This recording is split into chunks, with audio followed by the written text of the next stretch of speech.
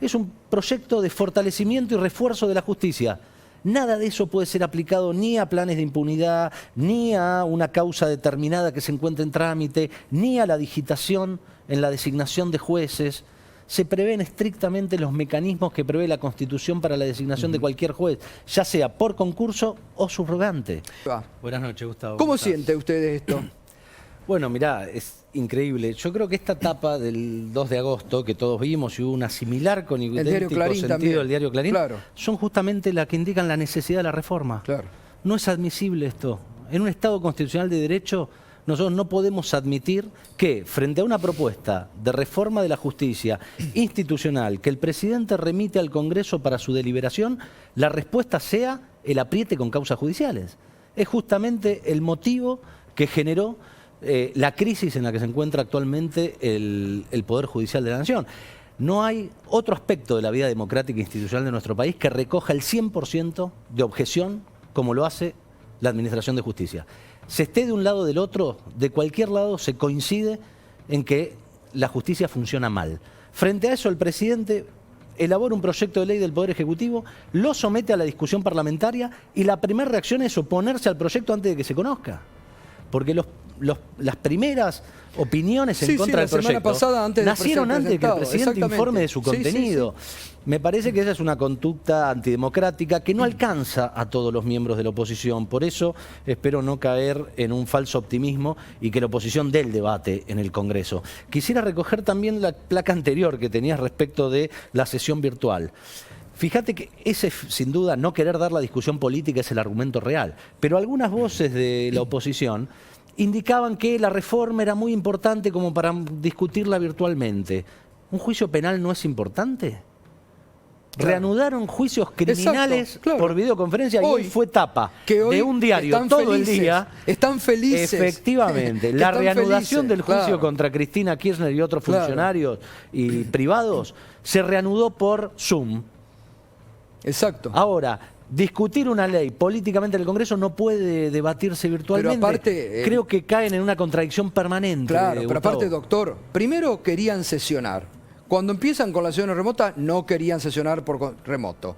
Han estado debatiendo, yo he seguido, me he tomado el trabajo de ver las discusiones. La verdad que funciona perfecto, todos pueden hablar, es un debate como si estuvieran en el recinto. No hay, por eso es muy infantil. Absolutamente, absolutamente. Lo que pasa es que hoy tuvieron el Zoom desde París, que la orden es boicotear la reforma judicial. Absolutamente. Y estamos hablando de Juntos por el Cambio, no de los otros sectores de la oposición, ¿eh? No, no, tal cual. Esperamos que el debate se dé, sobre todo para que se informen bien del contenido. Insisto, muchos de los que salieron a objetar el proyecto de reforma ni siquiera lo leyeron. Nada de lo que están argumentando en determinados medios de comunicación está inserto en el proyecto. Buscan la impunidad K. Efectivamente. Lo primero que dicen. Si uno repasa los 80 artículos del proyecto, no hay una sola cláusula que pueda ser aplicada a causas que se encuentran actualmente en trámite, que están radicadas ante un juez y un tribunal, sino todo lo contrario. El proyecto prevé específicamente que las causas en trámite continuarán en los juzgados en que se encuentran hasta su finalización. Por lo tanto, nada de eso puede afectar las investigaciones, ni contra la actual vicepresidenta, ni contra ningún otro ciudadano. La reforma es una reforma a futuro y es una reforma que, como bien explicaba el otro día contigo la ministra de Justicia, y así lo explicó el presidente en su presentación, tiende a reforzar y fortalecer la justicia federal penal, tanto en el ámbito de la ciudad de Buenos Aires como en el interior del país. Asimismo, un aspecto de la reforma tiende a mejorar el funcionamiento de la justicia civil y comercial con la contencioso administrativo federal. Es un proyecto de fortalecimiento y refuerzo de la justicia. Nada de eso puede ser aplicado ni a planes de impunidad, ni a una causa determinada que se encuentre en trámite, ni a la digitación en la designación de jueces. Se prevén estrictamente los mecanismos que prevé la Constitución para la designación de cualquier juez, ya sea por concurso o subrogante. Lo que pasa es que me parece que ahí el otro día la diputada Graciela Camaño, antikirchnerista, si la hay, y en contra de este gobierno, decía muy bien: no hay que preocuparse por las causas contra la expresidenta que van a seguir. el macrismo se podrá preocupar por su futuro con esta reforma también, ¿no? Que me parece que eso es lo que les molesta y los llena de preocupación, ¿no? No, imagino, el macrismo se debe sentir muy cómodo con la justicia Claro. que tuvo los últimos 4 años. Por eso también un poco alguna diferencia respecto de estos planes de vacaciones y viaje de Mauricio Macri. Mauricio Macri no tiene un lugar más seguro en el planeta en lo que a la justicia se refiere que en la Argentina. Porque es una persona que se encargó de burlar la justicia durante toda su vida. Desde aquella vieja causa como contrabandista, cuando estaba a cargo de la empresa Sebel del grupo familiar, que llegó hasta la corte para evitar el procesamiento del cual gozaba y fue desprocesado por prescripción de la causa, hasta el tratamiento que tuvo en las causas más actuales. Fíjate, Gustavo, Mauricio Macri asume procesado por escuchas ilegales, se retira de su gobierno con una mega investigación sobre escuchas ilegales también. Claro. En una causa espiaba a familiares de la AMIA junto a uno de sus cuñados de ese momento, el señor Sergio Leonardo. En la causa del 2020 espiaba al otro cuñado, el esposo de el novio de su actual hermana. Es una conducta de vida, que además, como evidentemente, decía la de el Mauricio diputado Macri. Máximo Kirchner cuando veíamos, hablan ahora de plan de impunidad cuando Macri asumió primer presidente en la historia procesado y presionó a medio mundo para que le saquen ese procesamiento. Efectivamente. ¿Y dónde están los jueces que investigaron sus causas y sus procesamientos? Todos afuera. Se encargó de correrlos Exacto. durante 4 años, porque esa es la concepción que tuvo de la justicia Mauricio Macri los últimos 4 años. A los jueces que no le gustaba los perseguía con el Consejo de la Magistratura.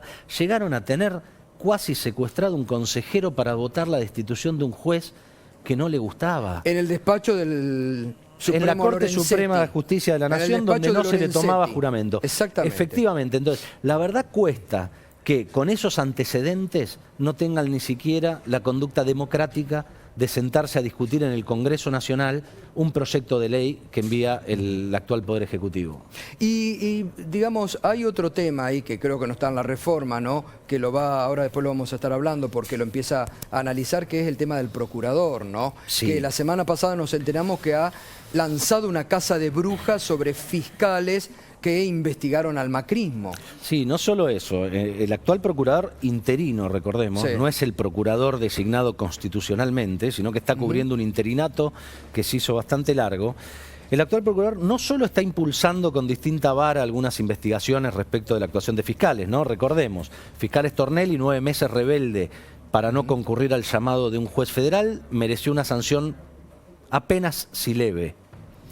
Sin embargo, en la última semana inicia una embestida contra fiscales que, oh casualidad, intervinieron en causas contra Mauricio Macri. Es el caso particular de la fiscal Boquín. Pero hay un antecedente más peligroso y que tiene que ver también con el rol de la oposición en el Parlamento. La semana pasada la Comisión Bicameral de Monitoreo del Ministerio Público Fiscal le requirió informes a ambos ministerios, el Ministerio Público Fiscal y el Ministerio Público de la Defensa.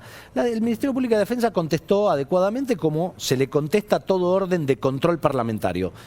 El procurador interino Casal rechazó enviar la información con motivo de la pandemia. Incluso en contra de las propias resoluciones que él firmó de cómo debe actuar el Ministerio Público Fiscal durante la pandemia. Entonces, hay un desprecio por las instituciones democráticas, hay un desprecio por el rol del Congreso y evidentemente yo creo que hay muchos de estos actores vinculados a la actual oposición que se sienten más cómodos con otras prácticas. Total. Las prácticas de echar los jueces que no me gustan, las prácticas de trasladar a los jueces que yo quiero en determinados cargos claves. Esa no es la justicia que queremos nosotros, no es la justicia que quiere el presidente y por eso utilizó los canales constitucionales. Total. Elaboró un proyecto de ley del Poder Ejecutivo y lo somete a la consideración parlamentaria. Gracias, doctor Mena, como siempre. Por favor, Un gracias, gustazo. Gustavo.